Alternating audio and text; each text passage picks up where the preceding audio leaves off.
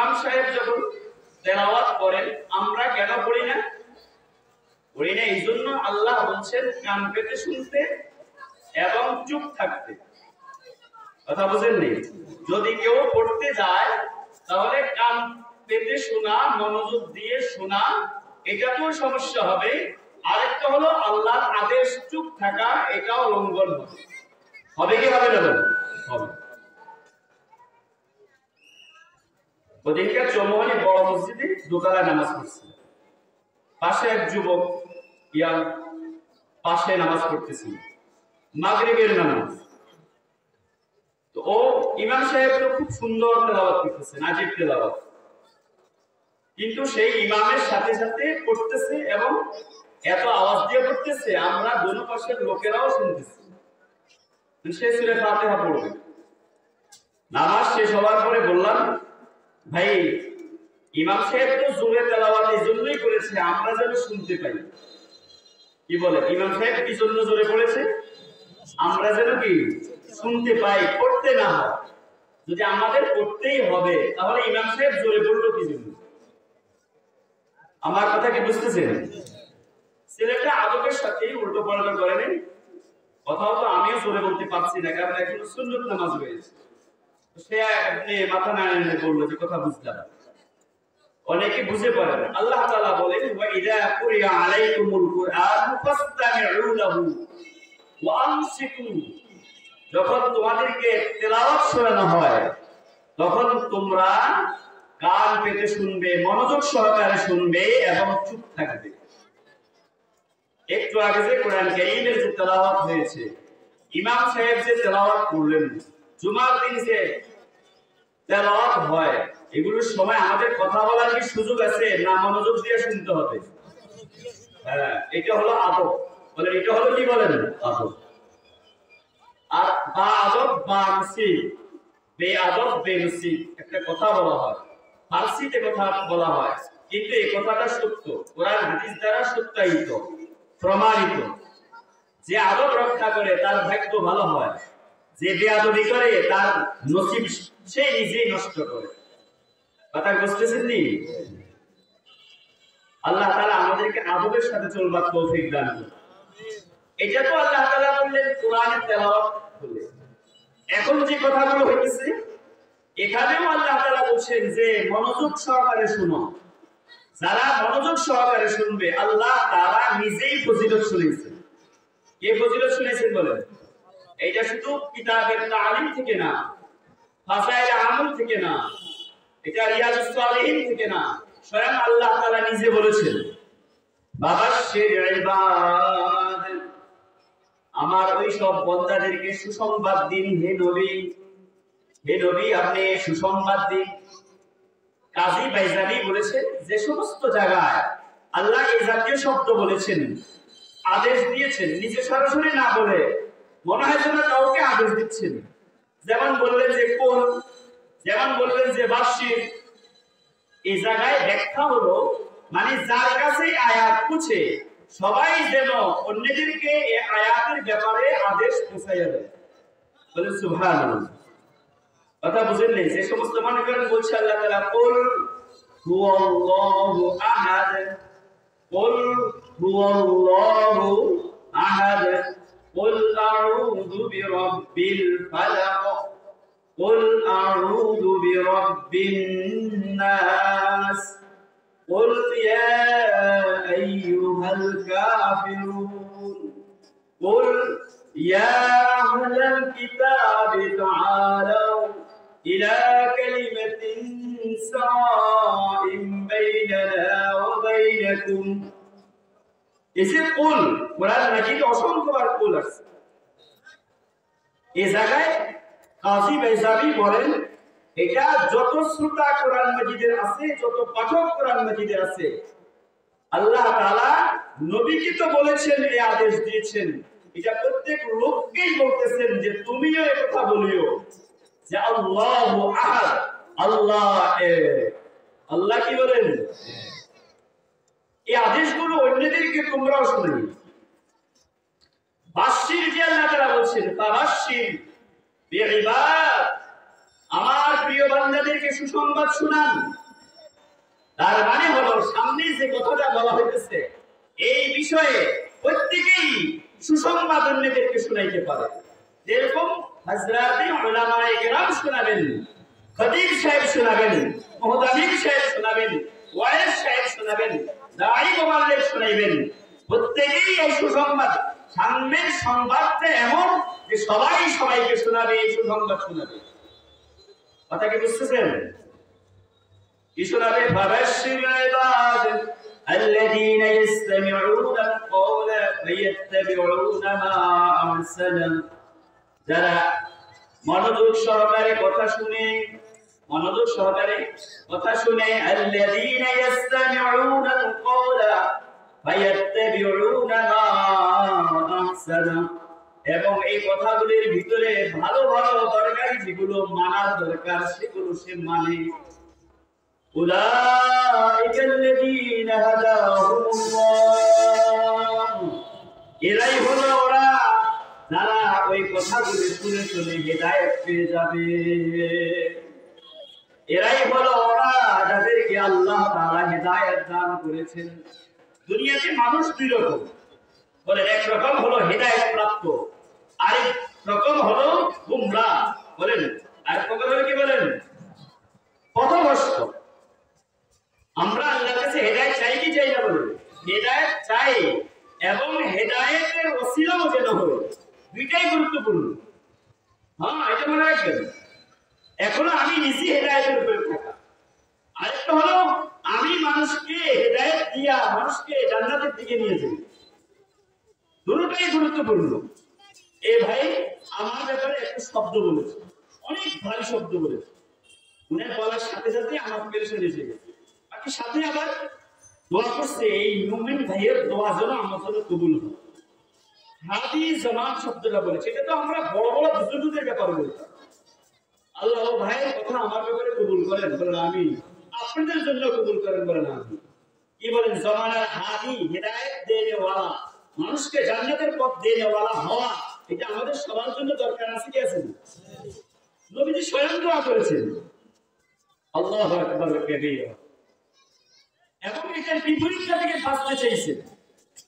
কোরআন মাজিদে আল্লাহ তাআলা বলেছেন কিছু সমাজ নেতা আছে, সমাজের মুরব্বি আছে, রাষ্ট্রের মুরব্বি আছে, ওয়াজআলনাহুম আইম্মাতান ইয়াহদুনা বিআমরিনা, ওদেরকে আমি এমন ইমাম বাড়ি অনুসরণী বানিয়ে দিয়েছি যারা আমার আদেশে মানুষকে হেদায়েত দান করবে। সুবহানাল্লাহ, কত বড় কাজ এটা! হওয়া তো কাঙ্ক্ষিত।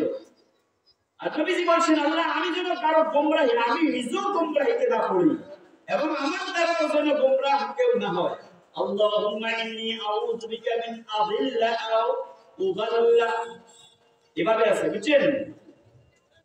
আও আযলিমা আও উযলাম, আল্লাহ আমি যেন মাজলুম না হই, কারো প্রতি জুলুম না করি, আমি কাউকে যেন গোমরাহ না করি, উযিল্লা, আমি যেন গোমরাহ না করি, এবং আমি যেন গোমরাহ না হই।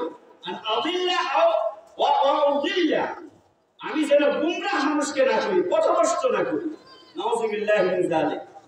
দুনিয়াতে যে গোমরাহি ছড়াইতেছে এগুলোর কিছু লোক আছে কি আছে না? বলে আবার হেদায়েত ছড়াইতেছে যে এগুলোর লোক আছে।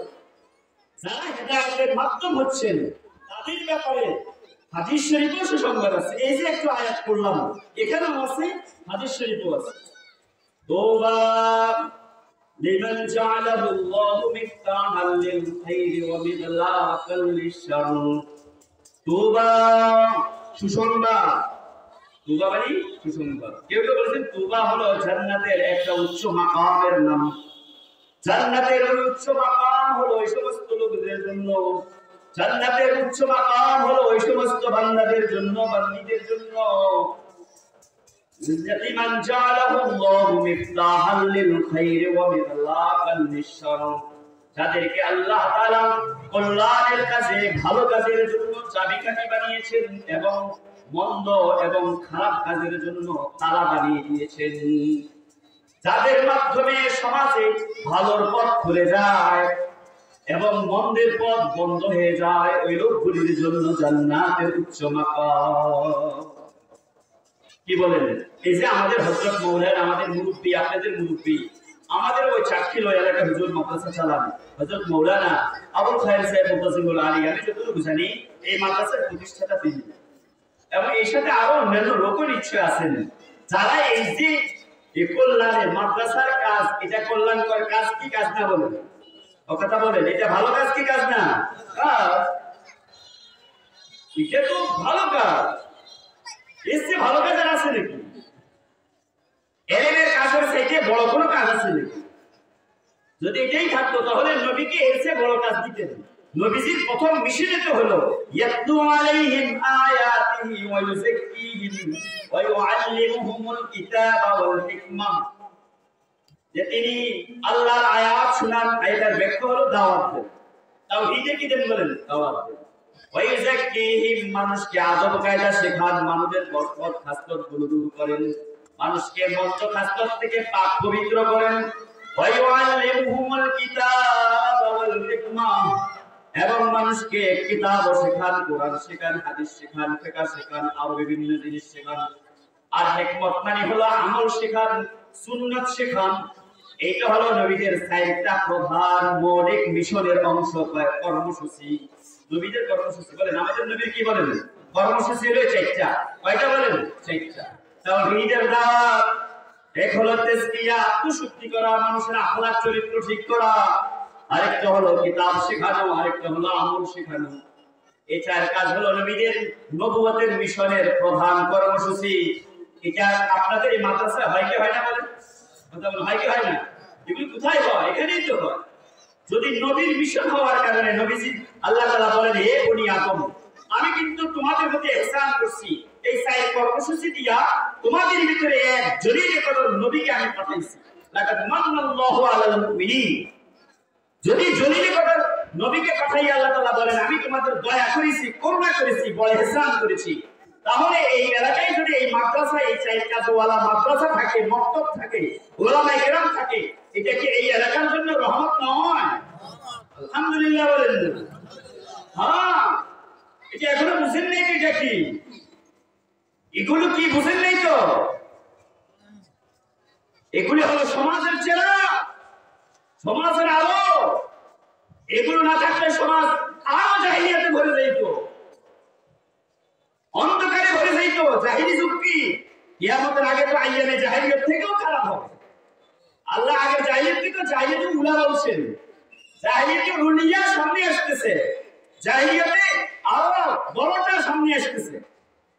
এই যদি মাদ্রাসা মক্তবগুলো না থাকতো এই বাংলাদেশে, যে সমস্ত দেশের মাদ্রাসাগুলো আছে, ওগুলি না থাকলে ওই দেশের মানুষ হায়াওয়ান জানোয়ারে পরিণত হবে। আমাদের সবার মুরব্বী রামপুরের হুজুর, আমার উস্তাদ জি, খাস উস্তাদ জি, আপনাদের এই সমস্ত এলাকায় আসে বয়ান করছে কি করছে না? কত কথা বলছে, হুজুর কত দৃঢ়তার সাথে উনি বলতেন আপনাদেরকে। এগুলো না থাকলে ইউরোপ আমেরিকার মতন মানুষ থাকতো না। আল্লামা ইকবাল স্পেন সফর করেছিলেন, সে বলে তোমরা মোল্লাদেরকে ছোট ভাবো, আমি দেখে এসেছি মোল্লাদের না থাকলে স্পেন কি হয়েছে। স্পেনে আমরা 800 বছর শাসন করেছি মুসলমানেরা, খেলাফতে ইসলামিয়া ছিল, কিন্তু এমন একটা পরিস্থিতি কায়েম হয়েছিল, সেই পরিস্থিতিতে 500 বছর সেখানকার মসজিদে আযানে হয়নি, মুসলমান ছিল না। তিনটা অপশন ছিল, হয়তো স্পেন ছাড়ো, নতুবা খ্রিস্টান হও, নতুবা মাথা দেওয়ার জন্য তৈরি হও। লক্ষ লক্ষ মুসলমানকে মাথা কাটা হয়েছে, পুড়ে ফেলা হয়েছে, লক্ষ লক্ষ মুসলমান বেদিন হয়ে গেছে, আর লক্ষ লক্ষ মুসলমান এই এপার হলো টিউনিসিয়া, আলজেরিয়া, ইউরোপের স্পেন হলো ইউরোপে এপারে পানি জমাইতে বাধ্য হয়েছে। যারা পারছে যারা বাঁচাইছে, আর হয়তো মরছে, বেদিন হয়ে গেছে। আমি দেখে আসছি মোল্লাদের কদর করে ভারতবর্ষ, আলহামদুলিল্লাহ পুরো ভারতবর্ষের মধ্যে মক্তব, মাদ্রাসা, ওলামা, খানকা, পীর সাহেব, বুজুর্গানে দিন, এবং আপনারা যে মহব্বত করেন, লাগিবাজি আছেন, আলেমদেরকে মানি চলেন, এই জন্য এখনো আল্লাহ আমাদেরকে বাঁচায় রাখছে, সম্মান রাখছে। যেদিন থেকে ইবলিসের সাথে আমাদের নাউজুবিল্লাহ আল্লাহ না করুন সম্পর্ক ছিন্ন হবে, সেদিন এই শিয়াল যেরকম নাকি মুরগি খেয়ে ফেলে, যেরকম নাকি দলচ্যুত বকরিকে ভাগে খেয়ে ফেলে, এরকম ছো মেরে মেরে নাউজুবিল্লাহ নিয়ে যায়। এজন্য যে সমস্ত এলাকায় মক্তব মাদ্রাসা নাই সেই এলাকায় মিশনারিরা খ্রিস্টান বানাইতেছে। আজকে এক ভাই একটা তার প্রতিবেদন দিল গোপালগঞ্জের কোটালীপাড়া এলাকা, সে বলে যে হতবাক হয়ে গেলাম, মসজিদের মধ্যে আমরা গেছিলাম মোটরসাইকেল নিয়ে, এলান হইতেছে যে বাইবেল পড়া হবে, সবাই মসজিদে আসে। নাউজুবিল্লাহ করেন না। বাইবেল কি আমাদের কিতাব? কথা বলেন, বাইবেল কি আমাদের কিতাব? নাউজুবিল্লাহ। মসজিদ থেকে এলান হইতেছে, আজকে এটা ভাইরাল হয়ে গেছে খবর। কি হয়েছে? ওখানে খ্রিস্টান মিশনারিরা এই ঋণ দিয়া মুসলমানদেরকে বেদিন বানায় ফেলছে। এরকম 50টা ঘর কমপক্ষে আছে, যেই মসজিদে ওরা নামাজ পড়তো, যেখানে তেলাওয়াত হতো, যেখানে ওয়াজ হতো, যেখানে খুতবা হতো, ওই মসজিদে এখন বাইবেলের আযান হইতেছে। নাউজুবিল্লাহ। কেন হয়েছে? দেখবেন যে এলাকায় ওলামা নাই, এই এলাকায় বেদাতি বেশি, এনজিও বেশি, মিশনারি বেশি, খ্রিস্টান বেশি, যত কবর পূজা বেশি, যত দেখবেন ওলামাদের থেকে দূরে গুমরাহ দলগুলো ওখানে বেশি থাকে, যেখানে আলেম থাকে। নবীজি যে বলছেন এই বক্তব্যে এখানে বলা হয় ফাকিহুন ওয়াহিদুন আশাদ্দু আলা শাইতানি মিন আলফি আবিদি। 1000 আবেদ, সাধারণ মানুষ না, বলেন আবেদ। সাধারণ মানুষ বলছে না, আবেদ বলছে। আবেদ মানে হলো যার মধ্যে ইবাদত বেশি, বলেন যার মধ্যে এলেম বেশি নয়, এলেমের জন্য ইবাদত বেশি, নামাজ মাসুদ করে, তাহাজ্জুদ করে, রোজা রাখে, নফলে রোজা রাখে, আর আমল জিকির আজকার সব করে। এরকম 1000 লোক ইবাদত গুজারের থেকে একজন হক্কানি আলেম শয়তানের মোকাবেলায় এর চেয়ে বেশি শক্তিশালী। সুবহানাল্লাহ। মানে একজন এতটা কাজ করতে পারে, এরকম আমরা সাধারণ মানুষ যারা ইবাদত গুজার জন্য পুরো ইবাদত গুজারা হয়, 1000 মানুষ মিলে এত কাজ করতে পারবে? শয়তান গোমরা করে এলেম যখন মানুষ থাকে না তখন। বুঝেন না কথা? ওলামাদের সাথে তাদের সম্পর্ক নাই, তাদেরকে গোমরা করে। এই জন্য আমরা বারবার তাবলীগ জামাতের জন্য ওলামাদের সাথে মিশেন, ওলামাদের সাথে জুড়েন, ওনাদের পরামর্শ করেন। কেন বলা হয়? এই জন্য বলা হয়। আপনাদের এই এলাকায় দাওয়াত তাবলীগ আছে কি আছে না? লাগিয়ে দেখবেন, লাগিয়ে দেখবেন। এই মাদ্রাসার নিয়ামত কি নিয়ামত না বলেন? এটা বহুত বড় রহমত। চোখ বন্ধ করে একদিন বুঝবেন, যারা দান দক্ষিণে করতেছেন, অল্প বেশ সহযোগিতা করতেছেন, দিতে না পারলে শুভকামনা করেন, শুভকামনা। আর আমি দিতে পারি না, আমি দিতে পারি না, এই আফসোসটা যে নিয়ে হলে মরেন, দেখবেন কালকে আমাদের মাঠে ওলামাদের সাথে আপনার মুসল হবে। তাহলে ঘটনা শুনে আব্দুল্লাহ ইবনে মুবারক, আব্দুল্লাহ ইবনে, ইনার মতো মুহাদ্দিস খুব কম আছেন, এত বড় মুহাদ্দিস ছিল। এরকম মুহাদ্দিস উনি যখন তখন তো যুগে এরকম ঘরের মাদ্রাসা হয়নি, এত মাঠে বসতো, তাই বসতে পারেন। উনি ওনার বাড়িতে বসতেন, তালেবে ইলম আসতো। একজন বলেন যে আব্দুল্লাহ ইবনে মুবারকের মজলিস থেকে, হাদিসের মজলিস থেকে যখন মজলিস ভাঙছে উঠে গেছে, তখন তো সবাই দোয়াত কলমে লিখতো, এখনকার মতন তো বল ফেলছিল না, তো সুবাই সুবাই যে লিখতো। এই লেখা উঠে যাওয়ার পরে যে সমস্ত পরিত্যক্ত দোয়াত পাওয়া গেছে, এগুলির সংখ্যায় 60,000 হবে। কয় হাজার বলেন? আল্লাহু আকবার, আল্লাহু আকবার। এত বড় মুহাদ্দিস। এই 6 মাস উনি হাদিস পাইতেন, 6 মাস জিহাদে থাকতেন। কোথায় থাকতেন বলেন? জিহাদে। জিহাদ কি সাধারণ কোনো জিনিস? সবচেয়ে উঁচু আমল। জান চলে যাবে যেখানে সেখানে, বিবি রানী হবে যেখানে, সন্তান ইতিম হবে যেখানে, এত বড় আমল তিনি বের হচ্ছে। তো উনার একটা প্রতিবেশী ছিল কামার। কামার কথা বুঝতেছেন নি? কামার দিয়ে কি করে বলেন? লোহার কাজ করে। কি করে? লোহার কাজ। তো টুন টান সারাদিন ওজনে গিয়ে ফিরতে সারাদিন ক্লান্ত হয়ে যেত।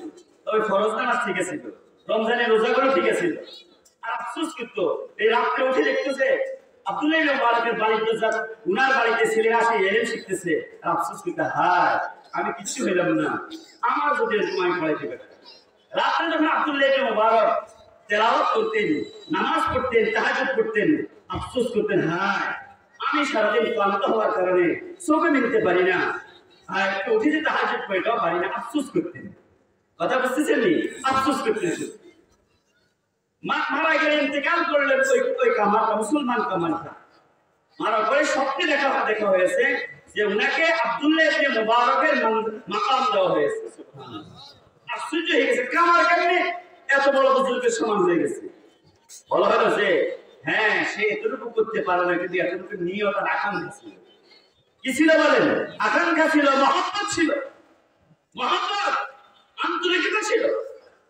এই জন্য আমরা আজকে কোন এক জায়গায় বলেছিলাম, মনে রাখবেন কাজে হয়তো সরাসরি অংশগ্রহণ করবেন, সরাসরি উদ্যোগ নেবেন। এই যে মাহফিল হয়েছে, যারা কাটছেন সরাসরি অংশগ্রহণ করছেন, যারা তারা অনেক বড় কাজ করেছেন, যারা টাকা দিয়েছেন তারা বড় কাজ করেছেন, যারা দোয়া করেছেন তারা অনেক বড় কাজ করেছেন, যারা দাওয়াত দিয়েছেন আসেন আসেন তারাও বড় কাজ করেছেন। ভাই আইয়ো, যারা কিচ্ছু করতে পারেন নাই আর নিজের মধ্যে আকাঙ্ক্ষা ছিল এই মাহফিলটা হোক, বড় আকাঙ্ক্ষা ছিল আপনার মধ্যে, বড় মহাব্বত ছিল এটা হোক, এটা সুন্দর হোক, কোনো অসুবিধা না হোক, এটা হলো সমর্থক করছে। এই সমর্থনের কারণে আল্লাহ তাআলা প্রথম ওয়ালাদের কাতারে ইনশাআল্লাহ উঠিয়ে দেবে। কথা বুঝতেছেন? এই জন্য যেখানেই থাকুন কাজকে ভালোবাসবেন, ভালো কাজকে ভালোবাসবেন। বলেন ভালো কাজকে ভালোবাসবো, বলেন ভালো কাজকে, ঘৃণার কাজকে ঘৃণা করবো, ঘৃণার কাজকে ঘৃণা করবো। এটা হলো সহযোগিতার সর্বশেষ স্তর। ভালো কাজকে ভালো করা, মন্দ কাজকে ঘৃণা করা, এটা হলো আমরে বিল মারুফ নাহি আনিল মুনকারের সর্বশেষ স্তর। কথা কি বুঝতেছেন? হ্যাঁ, আল্লাহ তাআলা বুঝবার তৌফিক দান করেন। তো বলতেছিলাম যে যাকে ওই কথায় আসেন, হযরত মাওলানা আমাদের মুরব্বী, যিনি এই মাদ্রাসা করছেন বা যারা করছেন, আশপাশে করছেন, মসজিদ করছেন, তারা একটা কল্যাণের পথ খুলছেন কি খুলছেন না? কত বড় কাজ করছেন। আল্লাহর নবী সুসংবাদ শুনান, তুবা লিমান জাআলাহু আল্লাহু মিফতাহান লিল খায়রি ওয়া মিফলাকান লিশ-শার।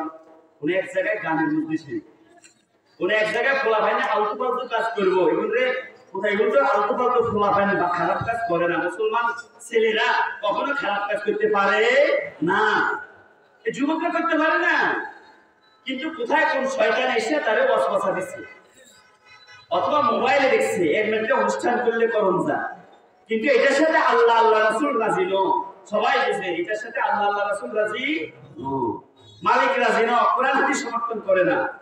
আপনারা 10 জন যাইয়া দাঁড়ায় গেছেন, দাঁড়াইছেন যে প্রথমে যাইয়াই কোর্স করবেন এটা না, এগুনের বেগুনের বার করছেন, লিডার কোন গায়িকা করছেন, বাইরে তোরা শুনছি বলে এন্ডেন্ডে করবে কি জানি, এত মনে ঠিক না, তোরা তো ভালো ভালো ছিল, তোরা মুমিন না, তোরা তো ইমানদার, ঠিক না, তোরা তো ভালো করেছিল, তোদের আব্বা ভালো, তোর দাদা ভালো ছিল, তোর পরদাদা ভালো ছিল। এই যে একটু বুঝাই বাজার বিষয়টাকে বুঝাইয়া, আচ্ছা আচ্ছা আচ্ছা চাচা আসলে এটা বুঝিনো, এই তো এতক্ষণ বুঝিনো, আর আমি বলে না বুঝছি, ঠিক আছে এটা ওইতো ওইটা ওইতো কথার কথা, এটা বুঝে এটাও পারেন না, কথার কথা 10 জন করে দেন না, এটা আমরা হতে দিব।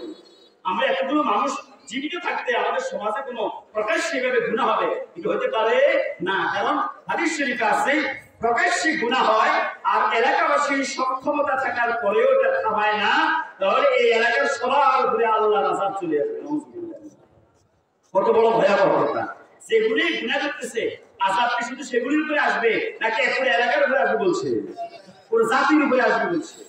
সক্ষম হওয়ার পরেও যদি না থামে তাহলে পাপাচার হইলে এটাকে কি সমর্থন করব নাকি এটাকে বন্ধ করব? নবী এটাই বলছেন, সুসংবাদের জন্য তুবা লিমান জাআলাহুল্লাহু মিফতাহান লিল খায়র ওয়া মিগলাকান লিশ-শার। সুসংবাদ সব লোকের জন্য যাদেরকে আল্লাহ ভালো কাজের জন্য চাবি বানাইছেন, যাদের মাধ্যমে সমাজে ভালো কাজের পথ খুলে যায় আর যাদের মাধ্যমে মন্দ কাজ বন্ধ হয়ে যায় তাদের জন্য সুসংবাদ। পক্ষান্তরে ওয়াইলুল লিমান জাআলাহুল্লাহু মিগলাকান লিল খায়রি ওয়া মিফতাহান লিশ-শার। নাউযুবিল্লাহ। ধ্বংস ওই ছেলের জন্য, ওই লোকের জন্য যার কারণে ভালো কাজ হইতে পারে না আর মন্দ কাজ তার কারণে চালু হয়ে যায়।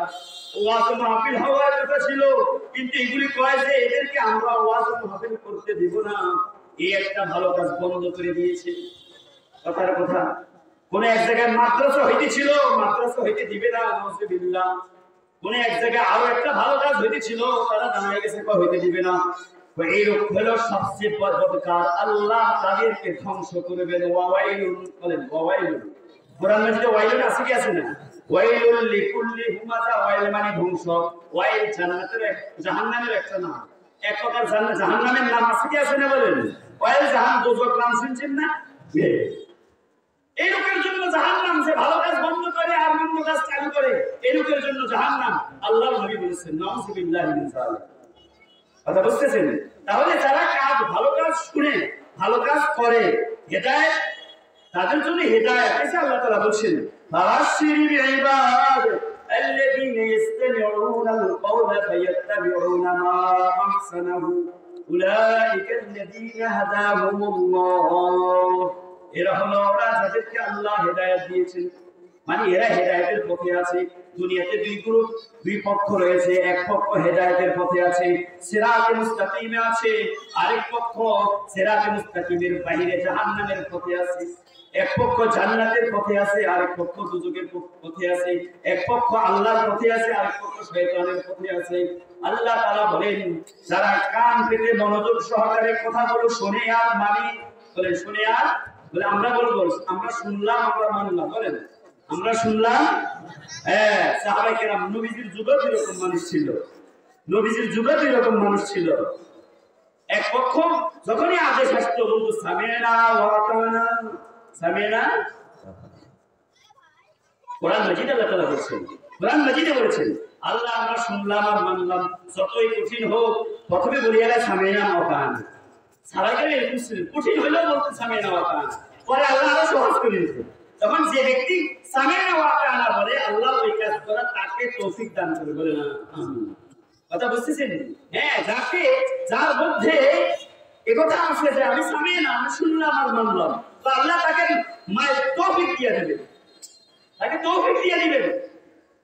ভুল ত্রুটি হলে ক্ষমা চাইবে, সামি'না ওয়া আতা'না গুফরানাক। আল্লাহ আমরা শুনলাম মানলাম, আপনার মাফ চাই, আপনার থেকে ক্ষমা চাই ভুল ত্রুটি যেগুলো হয়ে যায়। কাজ করতে কিছু ভুল আছে কি আসে না বলেন? নামাজ পড়ছি যে সালাম ফিরাইয়া আমরা আস্তাগফিরুল্লাহ 3 বার পড়ছি কি পড়ছি না? কি জন্য পড়ছি? এই নামাজ পড়ার কি গুনার কাম নেই না, বলে আল্লাহকে যেভাবে সালাম আল্লাহ তাআলাকে যে সামনে যেভাবে সালাতকে পেশ করার দরকার ছিল, যেভাবে নামাজ পড়ার দরকার ছিল, এটা আমরা কেউ পারিনি। এটা ক্ষমা হিসাবে, এটা ইস্তিগফার হিসাবে ক্ষমা চাইতেছি, আল্লাহ আমারে মাফ করে দেন। নামাজের নামে যে বেয়াদবি করেছে এই বেয়াদবি মাফ করে দেন। বলে বেয়াদবি নাকি বেয়াদবি ওই যে দেখে মসজিদে আইতাম না, এটা নিয়ে গেছে না। আমল করো আবার মাফও চাইবেন, বলেন আমল করো আবার মাফও চাও, এটা হলো কথা। কাজও করো আবার ভুল স্বীকার করো, কিন্তু কাজে করতে হবে যে আমি বেয়াদবি হয়ে যাবো, কিন্তু তুমি মসজিদ যাই না কেন? আল্লাহ দ্বারা যাই না। একজন তো আল্লাহর ভয়ে মসজিদে আসে, আমরা সবাই নামাজ পড়ছি আল্লাহর ডরে, আর কিছু আবার আল্লাহর ডরে আসে না, ডর মাদ্রাসায় এগিয়ে না। এইটা কি ঠিক নেই কি বলতেছে? আরে না, বেশি ডরে যদি জোর দিয়ে মাথা চলে আসবে, মাথা খুব আজকে ডর দূরে যাবে না, কাছে আসতে হবে। ভুল হয়ে গেলে ভুল স্বীকার করতে হবে। আল্লাহ বলেন যে আমি মাফ করে দেব। সূরা বাকারার এই শেষটুকু বললাম, ওখানে আছে এইটুকু যে পড়বে, এই দোয়া যে পড়বে, কোরআন মাজিদে যে সমস্ত দোয়া দ্রুত কবুল হয় এর মধ্যে এটা আছে। রব্বানা লা তুআখিযনা ইন নাসিনা আও আখতানা রব্বানা ওয়া লা তাহমিল আলাইনা ইসরান কামা হামালতাহু আলাল লাযীনা মিন ক্বাবলিনা রব্বানা ওয়া লা তুহাম্মিলনা মা লা তাকাতা লানা বিহি ওয়া'ফু আন্না ওয়াগফির লানা ওয়ারহামনা আনতা মাওলানা ফানসুরনা আলাল কওমিল কাফিরিন। এই দোয়া করার সাথে সাথে আল্লাহ তাআলার পক্ষ থেকে ঘোষণা আসে তোমার দোয়া কবুল হয়ে গেল। কথা বুঝতেছেন? যাই বলবে তাই বলবে, এখানে ওইটাই আছে যে কাল কথা শুনবো এবং মানবো, ভুল হয়ে গেলে ইস্তিগফার করবো। বলেন ভুল হয়ে গেলে ইস্তিগফার করবো, কিন্তু পালানো যাবে না। পালানো যাবে তো ফাবাশশিরিল ইবাদ আল্লাযীনা ইসতামিউনাল কাওলা ফায়াত্তাবিউনা মা আহসানাহু উলাইকাল্লাযীনা হাদাহুমুল্লাহ। এরা হলো ওরা যারা সামি'না ওয়া আতা'না বলে, শুনে এবং মানে, শুনে এবং মানে, এবং যাদেরকে আল্লাহ মাফ করে দিবেন তাদের পথে আছে, তারা হেদায়েতের পথে আছে। ওয়া উলাইকা হুম উলুল আলবাব। এরা হলো ওরা যাদের মাথায় ঘিলু আছে। বলেন কি আছে? ঘিলু মানে বুদ্ধিমান। আমরা কি বলি এটার মাথায় তো ঘিলু টিলু কিচ্ছু নেই, মানে কিছু বুঝবুঝ কিচ্ছু নেই। আল্লাহ বলেন যারা শুনে এবং মানে তাদের মাথায় ঘিলু আছে, এরা হলো তারা। আমরা বুদ্ধিমান হতে চাই না বেকুব হতে চাই? বলে বুদ্ধিমান। আল্লাহর দৃষ্টিতে বুদ্ধিমান এটা আসল বুদ্ধিমান। দুনিয়াতে সবাই মিলে এটারে বুদ্ধিজীবী আর বুদ্ধিমান কইলো, জ্ঞানী কইলো, কিন্তু আল্লাহর কাছে কোনো দাম নেই। এই বুদ্ধিমানের কোন ওজন আছে নি বলেন তো দেখি? আবু জাহাল রে আগে আবুল হিকাম বলা হয়তো, মহাপণ্ডিত। আরে বাপরে বাপ, আরব তাকে উপাধি দিচ্ছে আবুল হিকাম, মহাপণ্ডিত। আল্লাহ বলে না, যেজন নবী মানে না, কোরআন মানে না, আল্লাহ মানে না, আল্লাহকে বুঝে না, জান্নাত বুঝে না, হক বুঝে না, ন্যায় বুঝে না, এতে কখনো মহাপণ্ডিত হতে পারে না, মহাজ্ঞানী হতে পারে না। এ তো আমার লিস্টেতে আবু জাহাল, গন্ড মূর্খ। এতে কি বলেন? গন্ড মূর্খ। যত বড় ডক্টর হোক, যত বড় ডিগ্রিধারী হোক, যত বড় বিজ্ঞানী হোক, যত বড় ইঞ্জিনিয়ার হোক, যদি হক না বোঝে, কোরআন না বোঝে, দ্বীন না বোঝে, আল্লাহ রাসূল না বোঝে, আখিরাত না বোঝে, এই লোককে যত মানুষ সেলুট করুক না কেন, আল্লাহর দৃষ্টিতে সে তো আবু জাহালের কাতারে।